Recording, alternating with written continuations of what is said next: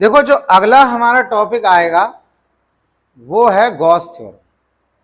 और उस टॉपिक को करने से पहले आपको एक टर्म समझनी है, एरिया वेक्टर।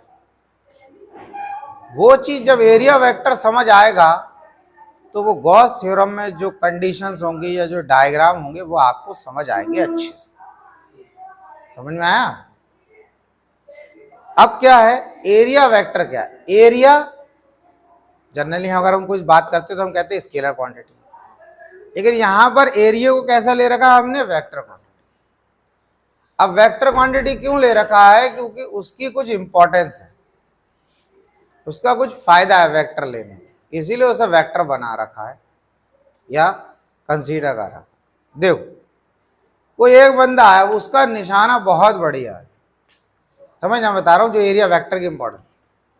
और वो ये कहता है कि अगर मुझे 10 मीटर डिस्टेंस पे खड़ा कर दो, 10 मीटर, और वो कह रहा है मुझे कोई गन दे दो या रिवॉल्वर दे दो, और जितने बुलेट्स दोगे मैं जो भी आपका टारगेट होगा उसको कतई उड़ा दूंगा।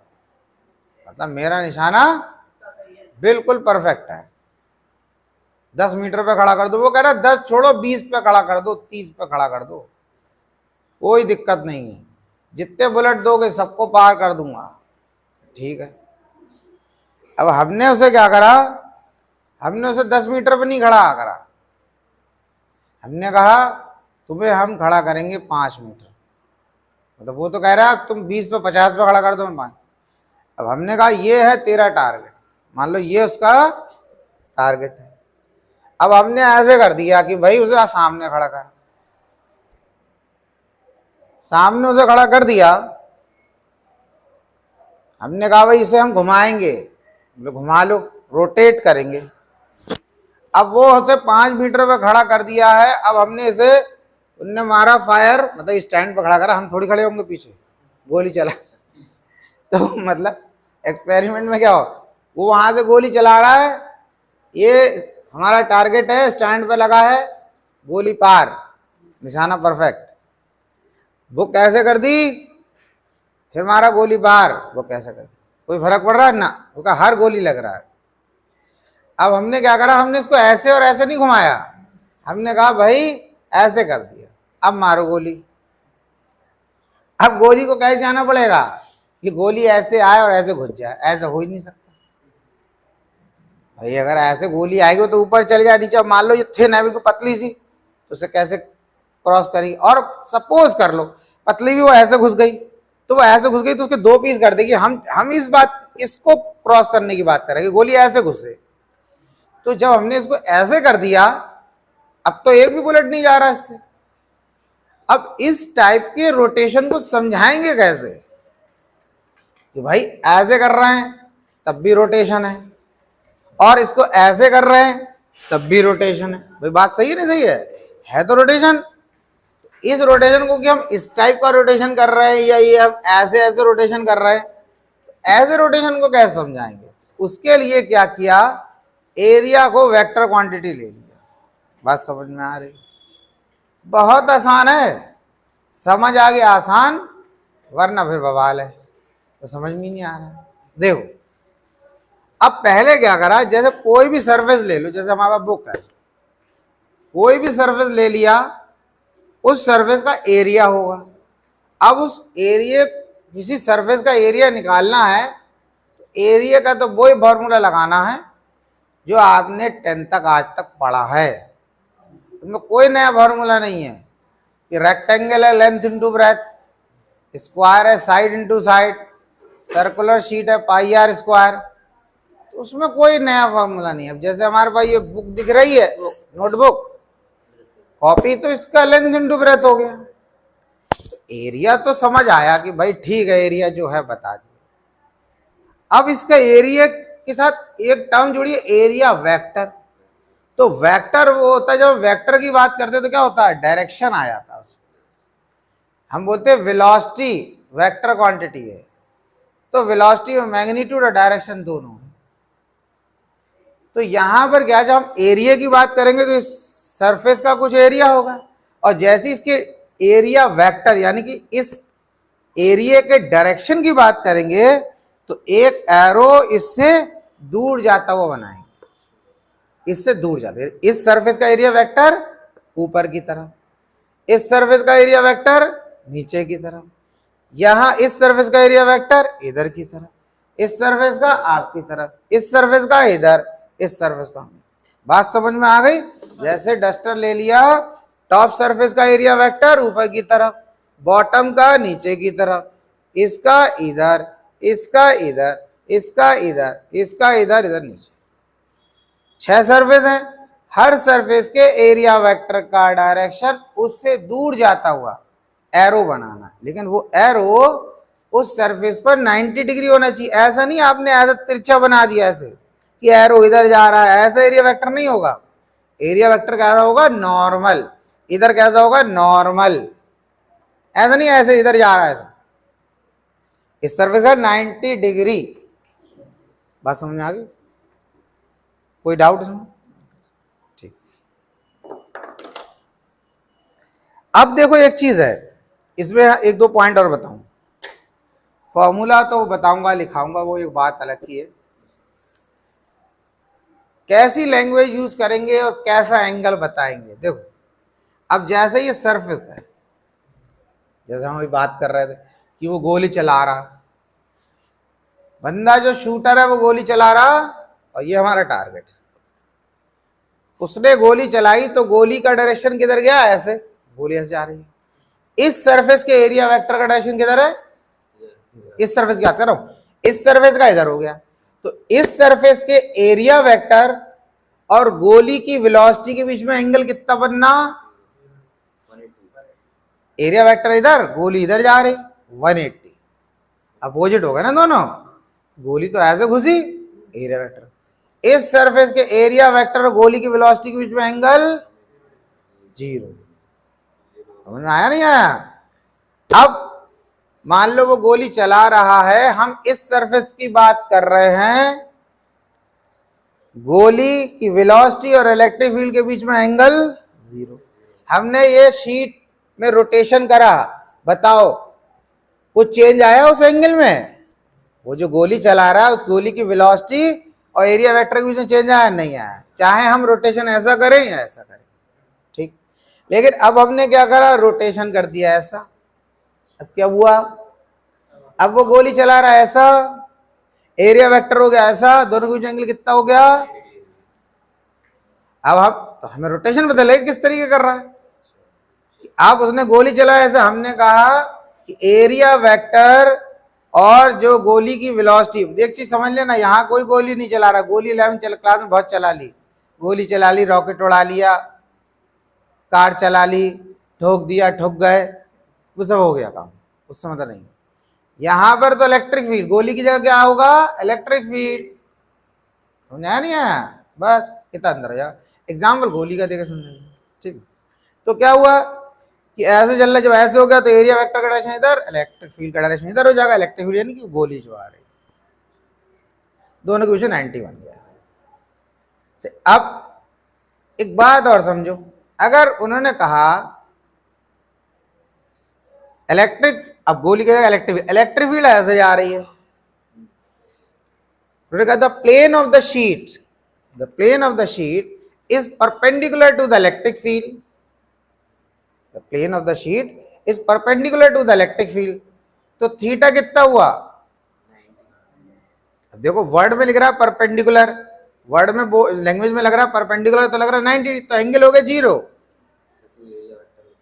आप खुद सोचो, इस सरफेस की बात कर रहा है, the plane of the sheet is perpendicular to the electric field. अब इलेक्ट्रिक फील्ड ऐसे जा रही है और शीट का प्लेन जो है क्या है? इलेक्ट्रिक फील्ड के साथ परपेंडिकुलर है, तो परपेंडिकुलर हो गया, तो ये एरिया वेक्टर और इलेक्ट्रिक फील्ड के बीच में एंगल कितना हो गया? अरे ये शीट का प्लेन है, इलेक्ट्रिक फील्ड ऐसे जा रही है, तो इलेक्ट्रिक फील्ड अभी शीट के कैसी है? परपेंडिकुलर तो है। अब उन्होंने कहा the plane of the sheet, sheet का प्लेन जो है वो इलेक्ट्रिक फील्ड के परपेंडिकुलर है। और हम एंगल किसके बीच में देख बोल रहे हैं? हम बोल रहे हैं एरिया वेक्टर और इलेक्ट्रिक फील्ड के बीच में एंगल। हम एंगल किसके बीच में बोल रहे हैं? तो इस सरफेस की बात कर रहा हूं, इसकी बात नहीं कर रहा हूं अभी। इस सरफेस का एरिया वेक्टर का डायरेक्शन इधर है और इलेक्ट्रिक फील्ड भी इधर है, तो एंगल कितना हो गया। अब दूसरा देखो तो समझ में आ जाएगा। अब उन्होंने कहा the plane of the sheet is parallel to the electric field. अब इलेक्ट्रिक फील्ड ऐसे जा रही है और शीट का प्लेन इलेक्ट्रिक फील्ड के साथ कैसा पैरेलल है। अब दोनों के बीच में एंगल कितना बनना है, मैं मतलब किन दो के बीच में, एरिया वेक्टर और इलेक्ट्रिक फील्ड। अब एरिया वेक्टर तो ऊपर की तरफ है, अब 90 बनना है। तो दो ही पॉइंट याद रखने हैं। क्या बोला, the plane of the sheet is parallel to the electric field, electric field के पैरेलल है, इलेक्ट्रिक फील्ड ऐसे जा रही है, शीट ऐसे है। लेकिन हम एंगल किसके बीच में देख रहे हैं, हम एंगल देख रहे हैं एरिया वेक्टर के और इलेक्ट्रिक फील्ड के बीच में। अब एरिया वेक्टर तो ऊपर की तरफ हो गया, इलेक्ट्रिक फील्ड ऐसे हो गई। तो बोलने में क्या लग रहा है, plane of the sheet is parallel to the electric field, तो लग रहा है पैरेलल, तो बोला एंगल 0 नहीं, तो एंगल 90। आई बात समझे।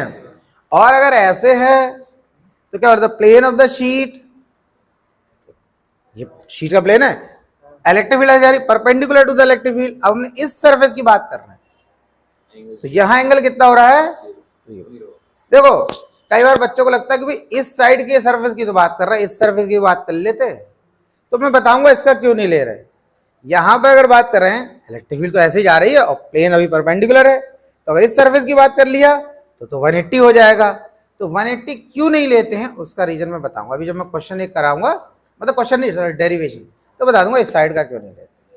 ठीक है, ये चीज है।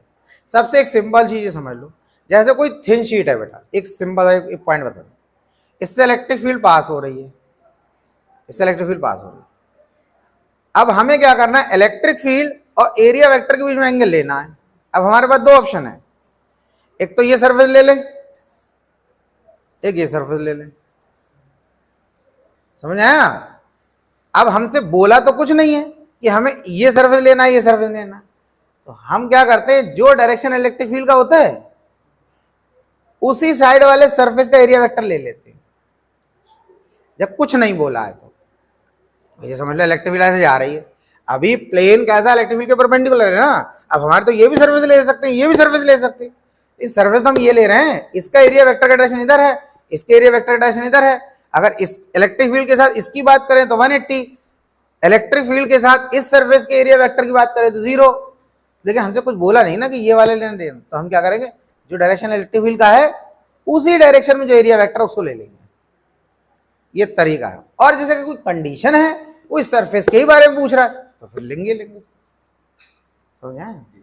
और बाकी जो मैं फॉर्मूला बताऊंगा फ्लक्स का, phi equals to B dot A cos theta, oh sorry E dot A cos theta, तब बताऊंगा रीजन, उससे क्या फर्क पड़ेगा कि वो फ्लक्स जब आप ये वाला सरफेस लोगे तो पॉजिटिव आ जाएगा और ये वाले जो सरफेस लोगे नेगेटिव आ जाएगा, तो हमें पॉजिटिव वाला लेना है। ठीक है, तो ये बेसिक था बेटा एरिया वेक्टर, ये मैंने थोड़ा बताया, कल थोड़ा सा फॉर्मूला का, फिर इसके बाद इससे आगे सीधा गॉस थ्योरम है और गॉस थ्योरम की एप्लीकेशन। गॉस थ्योरम की एप्लीकेशन का मतलब गॉस थ्योरम को यूज कर हम कुछ डेरिवेशन डिराइव करेंगे। ठीक है, सही। गॉस थ्योरम बाद में, पहले थोड़ा सा बेसिक करा। लिखो electric flux, electric flux, electric flux क्या होता है उसको समझेंगे। देखो फ्लक्स माने क्या होता है, किसी भी सरफेस से कितनी लाइंस पास हो रही है वो फ्लक्स है।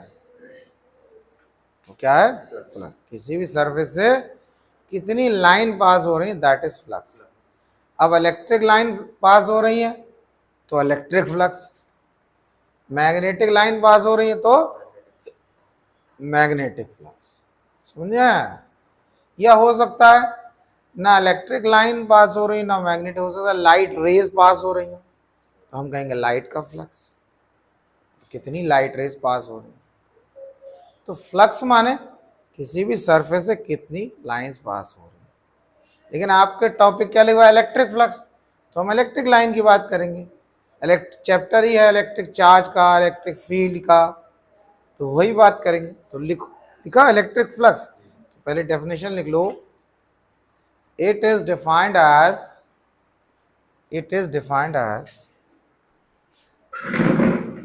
it is defined as total number of, it is defined as total number of electric lines, total number of electric line passes normally passes normally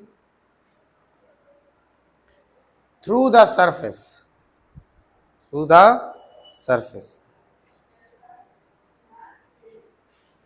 कुछ बेसिक चीजें हैं उससे हम पहले बताएंगे, फिर इलेक्ट्रिक फ्लक्स का फॉर्मूला ही बताएंगे। ठीक है, देखो पहली चीज समझ लो, अगर हम इलेक्ट्रिक फ्लक्स के फॉर्मूले की बात कर रहे हैं, मैं सब चीज बताऊंगा, बेसिक बताऊंगा थोड़ा। तो फ्लक्स का जो सिंबल होता है वो होता है फाई। ये सिंबल क्या है? फ्लक्स। अभी हम नहीं कर रहे इलेक्ट्रिक फ्लक्स, सिर्फ फ्लक्स। इसमें नीचे लिख दिया ई, इलेक्ट्रिक फ्लक्स हो गया। मैग्नेट होगा तो बी लिखेंगे, लगता है मैग्नेट होगा तो एम आना चाहिए, एक्चुअल में मैग्नेटिक फील्ड को बी से रिप्रेजेंट करते हैं, मैग्नेटिक फील्ड को बी सिंबल से। तो इसका फॉर्मूला है ई इंटू ए या ई इंटू एस, एस या ए, दोनों में से कुछ भी हो सकता है, ऐसा भी हो सकता है। Phi E equals to E into S. S area को रिप्रेजेंट कर रहा है। अब आपको पता है ये ई वेक्टर क्वांटिटी है और जो एरिया है इसको भी वेक्टर लिया है, पिछले लेक्चर में डिस्कस करा ये एरिया वेक्टर। एरिया वेक्टर क्या होता है? उसमें मैग्नीट्यूड होता है और डायरेक्शन भी होता है। एरिया नहीं लिया, एरिया वेक्टर लिया। अब आपको पता होगा कि अगर डॉट हटाते तो क्या लगाते? कॉस। पहली चीज तो समझो, ये इलेक्ट्रिक फ्लक्स जो है ये स्केलर क्वांटिटी है। दो वेक्टर क्वांटिटी का अगर डॉट प्रोडक्ट करते तो रिजल्ट हमारा क्या आता है? स्केलर।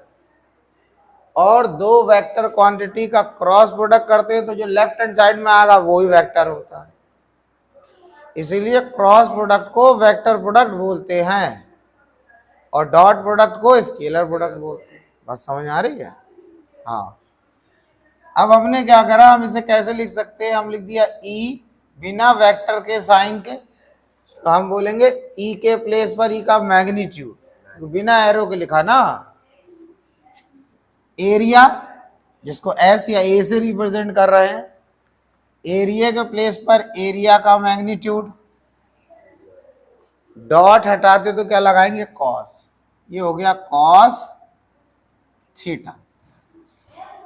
अब अगर यूनिट की बात कर रहे हैं तो इलेक्ट्रिक फील्ड की यूनिट क्या होगी?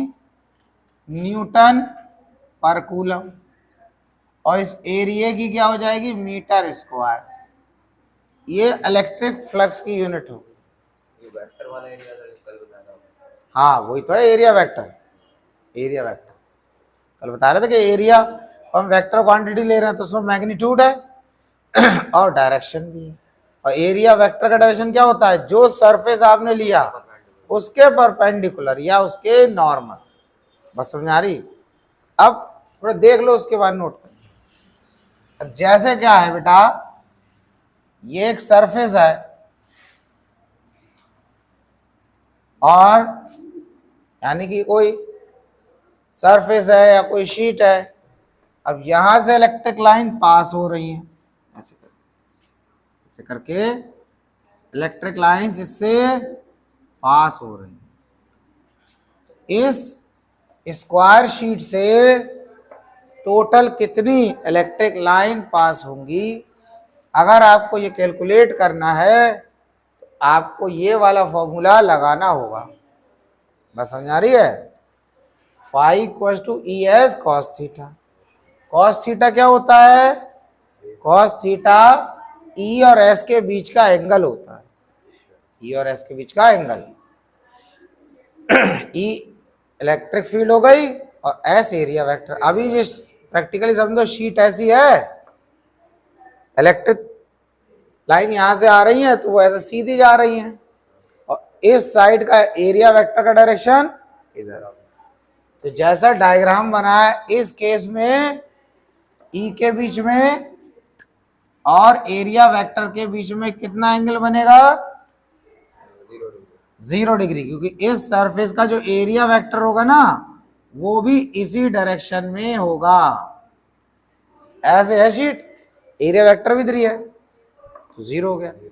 लेकिन हमेशा ऐसा हो जरूरी नहीं, हमेशा ऐसा हो जरूर, ऐसा हो सकता है जैसे ये आपकी शीट है और इलेक्ट्रिक लाइन ऐसी न जाकर कैसी जा रही, कुछ एंगल बना रही, मतलब जैसे ये शीट है ऐसे इलेक्ट्रिक लाइन न जाकर ऐसे पास हो रही, ऐसे जब पास होंगी तो इधर से निकलेंगी भी तो ऐसे करके, यानी कि हॉरिजॉन्टल के साथ कुछ एंगल बनाएंगी। बस अब थोड़ा पॉइंट समझते हैं ना। इस पूरे सरफेस से कितना फ्लक्स पास होगा उसका तो फॉर्मूला ही हो गया। सपोज कर लो कोई कहता है इसी जो पूरा सरफेस है इसका टोटल सरफेस एरिया एस है, क्योंकि जो आपको स्क्वायर शीट दिख रही है इसका टोटल सरफेस एरिया एस है। अब मान लो हमने इसमें छोटा सरफेस बना लिया ऐसे करके, तो ये छोटा सरफेस बनाया, इसका सरफेस एरिया कितना होगा? ds। क्या होगा? ds। बात समझ आ रही है? तो अगर कोई कहता है छोटे से पार्ट से कितना फ्लक्स पास होगा तो हमारा यही फॉर्मूला पता कैसे हो जाएगा? ऐसे लिखेंगे d phi e equal to e ds cos theta. इस तरह समझ आया? या ऐसे भी लिखा हो सकता है t phi equal to e dot ds, इस तरह। अब ds क्यों कर दिया?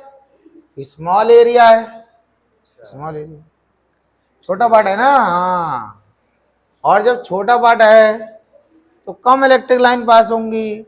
पूरी शीट से मान लो 50 हो रही हैं, छोटे से पार्ट से 20 पास हो रही, मान लिया कम हो रही ना, पूरी शीट से 50, छोटे पार्ट 20, तो छोटे से पार्ट से कम फ्लक्स पास हो रहा है, इसलिए डी फाई लिख दिया, स्मॉल फ्लक्स।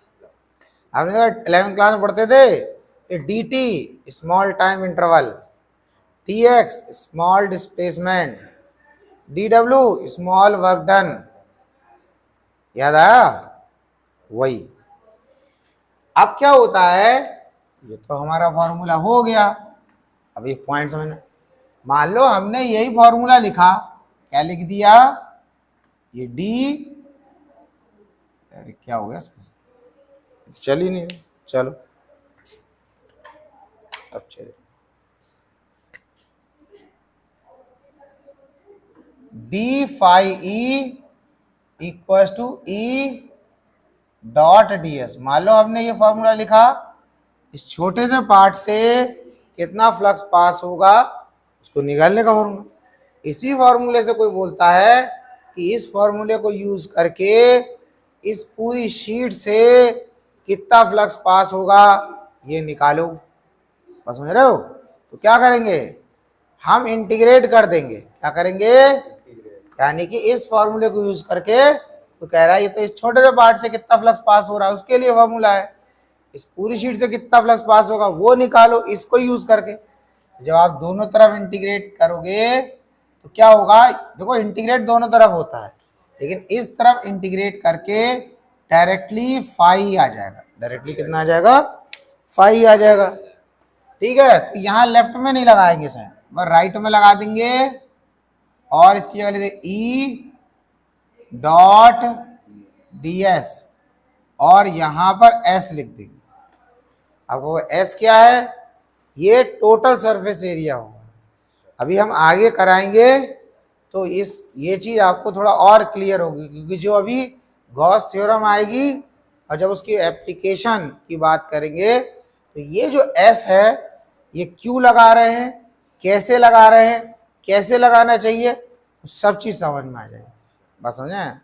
फिलहाल ये जो एस है ये टोटल सरफेस एरिया है, मतलब ये ds कहाँ लिया आपने, जिस सरफेस पर आपने इस ds को बनाया, ये है ना ds, छोटा पार्ट है। अब तो ये इसको एस नहीं है क्योंकि ये पहले टोटल सरफेस एरिया था तो एस बनाया। अब इसको क्या लिख सकते हैं, इस छोटे से पार्ट की बात कर रहे हैं तो ये ds, ठीक। अब ये जो हमने ds बनाया है ये कहाँ बनाया है, इस स्क्वायर शीट पर बनाया है, और इस स्क्वायर शीट का टोटल सरफेस एरिया कितना है, एस। तो हमने अभी एस ले लिया, समझे। लेकिन क्या हर जगह एस होगा, ऐसा नहीं होगा, वो जो चेंज आएगा वो आपको समझ में आएगा, अभी कराएंगे तो बता। समझ आया ये फॉर्मूला, इसमें कोई डाउट। दूसरी चीज देखो, अब क्या हो रहा है, मान लो ऐसा ही केस है, यहाँ पे समझे ऐसे स्क्वायर शीट है, ठीक है, और जो ये एरिया वेक्टर हो गया, इस छोटे से पार्ट का एरिया वेक्टर ये है, इसको मैं लिख देता हूं ds। लेकिन अभी जो इलेक्ट्रिक फील्ड है बेटा, वो इलेक्ट्रिक फील्ड को ऐसी नहीं, इलेक्ट्रिक फील्ड कुछ ऐसी जा रही है, यानी कि इलेक्ट्रिक फील्ड इस तरीके से जा रही है। बात समझ आया। अब ये इलेक्ट्रिक फील्ड ऐसे जा रही है, ये इलेक्ट्रिक फील्ड ऐसे समझ लो जैसे ये स्क्वायर शीट है, तो इलेक्ट्रिक फील्ड ऐसे ना होकर थोड़े एंगल बना रही, तो यहां से कैसे ऐसे निकलेगी ना, तो हॉरिजॉन्टल के साथ कुछ एंगल बना रही है, बना रही नहीं बना रही, ठीक है। तो यहां हो गया थीटा। अगर इस इलेक्ट्रिक फील्ड को रिजॉल्व कर दें हम, दो कंपोनेंट में तोड़ दें, एक कंपोनेंट तो इधर आएगा, उसका नाम क्या हो जाएगा, उसका नाम हो जाएगा ई कॉस थीटा, और दूसरा कंपोनेंट ऐसे आएगा ई साइन थीटा। तो अगर हम इस फॉर्मूले को देख लें, इस फॉर्मूले इस पार्ट का तो एरिया, यानी कि हम इसके अगर फॉर्मूले की बात कर रहे हैं, इस छोटे से पार्ट से कितना फ्लक्स पास हो रहा है, तो हम क्या करें, ई की जगह क्या लेंगे, ई की जगह हमारे पास देखो ये वाला ई नहीं लेना है, हमें वो ई लेना है जो इस सरफेस के नॉर्मल है। कौन सा, ये वाला ई कॉस थीटा लेना है। तो क्या हो जाता है, ई कॉस थीटा, और जिस सरफेस से ये इलेक्ट्रिक फील्ड पास हो रही उस पार्ट का एरिया, तो हो गया डी एस। तो हम इसको कैसे लिखते हैं, E D S cos theta. आपने जो डेफिनेशन लिखा है उसमें क्या लिखा है कि द इलेक्ट्रिक फ्लक्स का, it is defined as total number of electric lines passes normally through the surface. Normally का मतलब ये वाला कंपोनेंट लेना है, समझ में आया, इसीलिए ई कॉस थीटा है। तो ये वाला सर कंपोनेंट, इधर देखो जैसे ये शीट है, अब कोई चीज बिल्कुल इससे सीधी पास हो रही है, तो इससे कैसे नॉर्मली तो हो गई, यानी परपेंडिकुलर तो हो गई। ये बात आ गई समझ में, इतना क्लियर हो गया। अब नोट कर लो,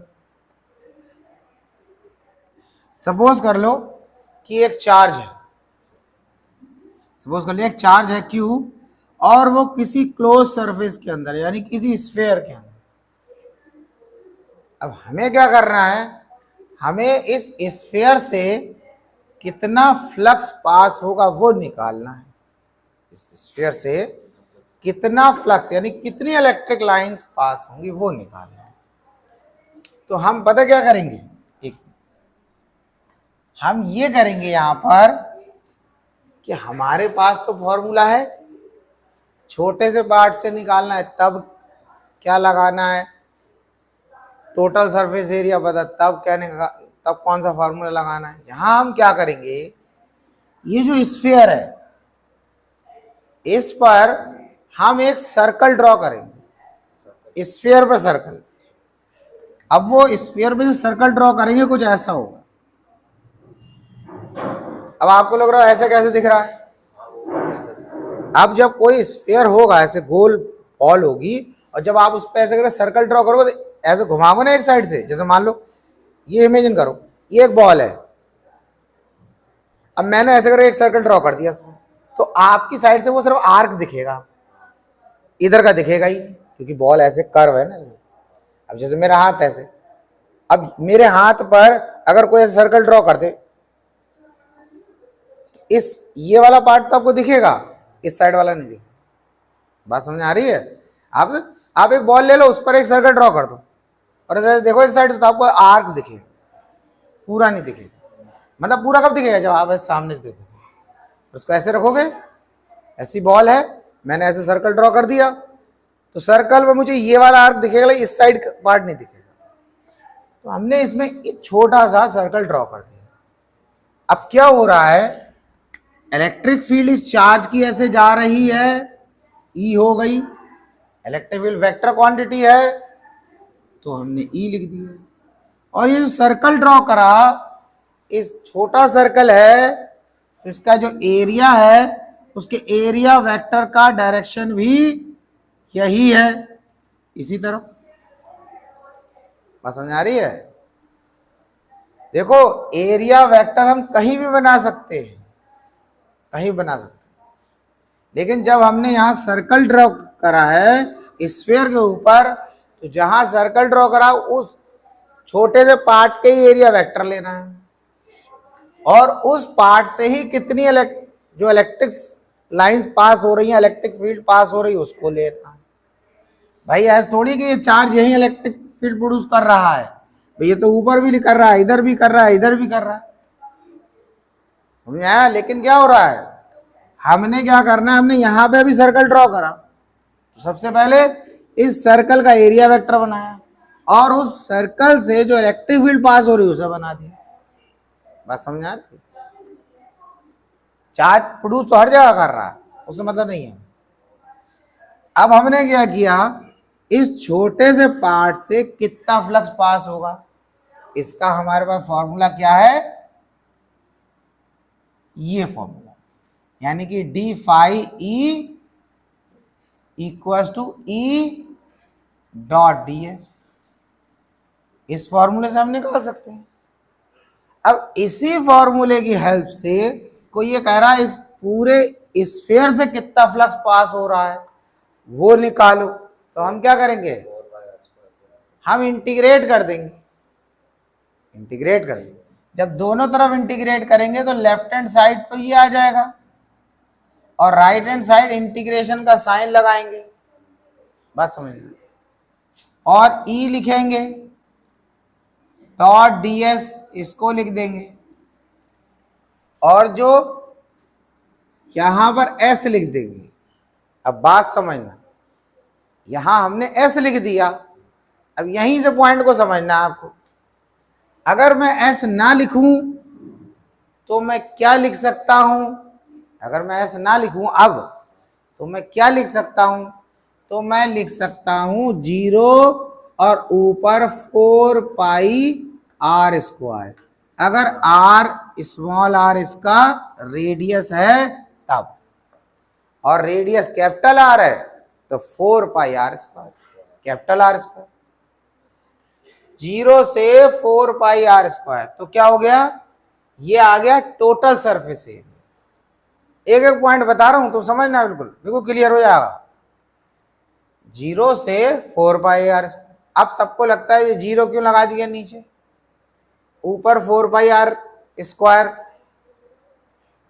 देखो 0 से 4 पाई आर स्क्वायर का कॉन्सेप्ट समझो।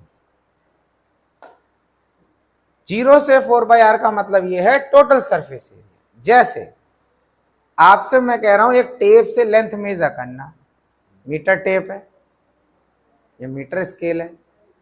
अब क्या कह रहा, हमने उस इनिशियल पॉइंट मैंने ले लिया जो स्टार्टिंग होता है, और दूसरा एंड आपको दे दिया, आप उसे खोलते हुए चले गए, आप दूसरे चले। मैंने कहा हाँ इस वॉल की लेंथ कितनी है, आप कह रहे हो 10 मीटर है, तो मैं कह रहा हूं अच्छा ओके 7 मीटर है। तुम कह रहे हो मैं 10 मीटर दिख रहा है, कह रहा हूं हाँ 7 मीटर, 7 मीटर। क्यों कह रहा हूं मैं सर, क्योंकि मैंने ये देखा कि वो स्केल 0 से स्टार्ट नहीं है, चूहे ने काट दिया, तो वो स्केल कहां से स्टार्ट है, 3 मीटर से। अब जब वो 3 मीटर से नापेगा और दूसरे एंड पे गए 10 मीटर हो रहा है, तो एक्चुअल में है कितना, 10 - 3 करोगे 7 ही मीटर तो आएगा। तो अगर हम ये कहते हैं इस वॉल की लेंथ 0 से 10 मीटर है, इसका मतलब वो 10 मीटर है। और हम कहते हैं 3 मीटर से 10 मीटर है, इसका मतलब 7 मीटर है। बात समझ में आ गई? तो यहां 0 से 4πr² लिखने का मतलब टोटल सरफेस एरिया 0 से 4πr², इसको तो टोटल हो गया ना, 0 से स्टार्ट कर रहे हैं टोटल सरफेस। जब मैंने कहा 0 से 10 का मतलब 10, लेकिन 3 से 10 बोल दिया तो 7, समझ में आया? 4 से 10 बोल दिया तो 6, ये चीज पहली चीज। तो ऐसे हम आगे लिखेंगे, लेकिन अभी हम जब जर्नल एक्सप्रेशन लिखते हैं तो ये जो चार्ज है जरूरी नहीं है कि किसी स्फीयर के ही अंदर हो सकता है चार्ज किसी सिलेंडर के अंदर हो, अब सिलेंडर है तो जब सिलेंडर होगा तो सिलेंडर का जो सरफेस एरिया है उसका फॉर्मूला अलग है, उसका फॉर्मूला अलग है। बात समझ आ रही? या कोई दूसरा शेप है तो उसका सरफेस एरिया का फॉर्मूला अलग है। मान लो कोई क्यूब है, कोई क्यूबॉइड है, तो उसके सरफेस एरिया का फॉर्मूला अलग है। तो इसीलिए इसको ना लिखकर जर्नल रिप्रेजेंटेशन जर्नल फॉर्मूले में हम कर देते हैं एस। समझ आ रही बात? जो भी होगा, जैसा वो 3D ऑब्जेक्ट होगा उसके अकॉर्डिंग उसका सरफेस एरिया हम वहां पर अप्लाई करेंगे। बात समझ में आ रही नहीं आ रही? बिल्कुल क्लियर होनी चाहिए। दूसरी एक चीज और है, ये जो हमारा चार्ज है ये एक क्लोज सरफेस के अंदर है। क्लोज सरफेस मतलब स्फीयर के अंदर है, और स्फीयर हमारा बंद, खुला नहीं। क्लोज सरफेस का मतलब जो चारों तरफ से क्लोज हो, हर तरफ से बंद हो। तो इसीलिए हम यहाँ पर एक क्लोज का साइन लगा देते हैं और इसको बोलते हैं क्लोज इंटीग्रेशन। ये तभी लगाएंगे जब सरफेस हमारा क्लोज सरफेस होगा। जैसे चार्ज हमारा किसी स्फीयर के अंदर रखा हो, किसी सिलेंडर के अंदर रखा हो, किसी क्यूब के अंदर रखा हो, क्यूबॉइड के मतलब बिल्कुल बंद है ना, तब ये लगाएंगे। अब जैसे मैंने अभी आपको बताया कि हमने एक ऐसे स्क्वायर शीट लिया और इससे इलेक्ट्रिक लाइन पास हो रही है, ठीक है। इसका टोटल सरफेस एरिया एस है और छोटे से पार्ट का सरफेस एरिया ds है। इसका एरिया क्या है? ds है, और इलेक्ट्रिक फील्ड E है। अब हमने उस कंडीशन में मान लो ये फॉर्मूला लगाए, कौन सा वाला? यही फॉर्मूला, ठीक है। ये फॉर्मूला है इस छोटे से पार्ट से कितना फ्लक्स पास होगा उसके लिए। अब आपसे कोई कह रहा है कि इस केस के लिए, इस केस की बात नहीं कर रहा, इस केस में, इस पूरे स्क्वायर शीट से कितना फ्लक्स पास होगा, तो आप यही फॉर्मूले में जब इंटीग्रेट करेंगे तो लिखेंगे phi e equals to sign of integration E dot ds और यहां s। यहां क्लोज का साइन नहीं लगाएंगे, क्यों? क्योंकि ये क्लोज फिगर है ही नहीं, ये तो एक शीट है। बस समझ में आ रही है? पर जब इस फॉर्मूले से हम इसी को यूज कर रहे हैं और इसको यूज करके टोटल फ्लक्स निकालना है, लेकिन केस ऐसा है चार्ज हमारा क्लोज सरफेस के अंदर है, तो हमें इंटीग्रेशन के साइन साथ यहां पर क्लोज का साइन लगाना होता है और हम लगाते हैं। बस समझ आ गई? कोई डाउट? देखो आसान, ठीक। अब आप क्या करो, अब आप लिख लो गॉस थ्योरम। गॉस थ्योरम लिखो।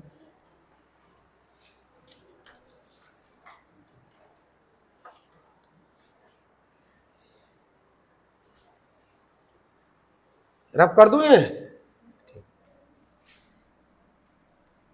गॉस थ्योरम लिखो बेटा। देखो, it states that Gauss theorem में लिखना, it states that total electric flux, it states that total electric flux passes through a closed surface. It states that total electric flux passes through a closed surface. Passes through a closed surface. Is equal to the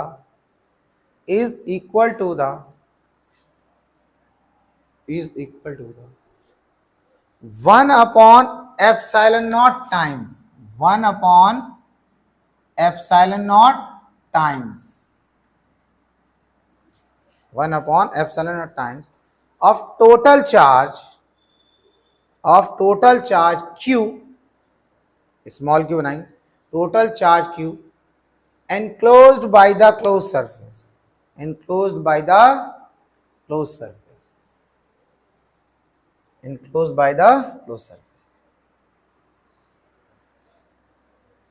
ठीक है, ये जो हमने अभी diagram बनाया था इस तरीके से कि एक स्फीयर है और उसके अंदर एक चार्ज q है और हमने यहाँ पर एक सरफेस लिया जिसका एरिया वेक्टर ds है और इस चार्ज की इलेक्ट्रिक फील्ड यहाँ जा रही है, इसको हमने E से रिप्रेजेंट किया। ठीक है, ये कहीं बना सकते, यहाँ बना सकते, यहाँ बना सकते, ऐसे जनरली आपको ऐसे डायग्राम मिलेगा देखने।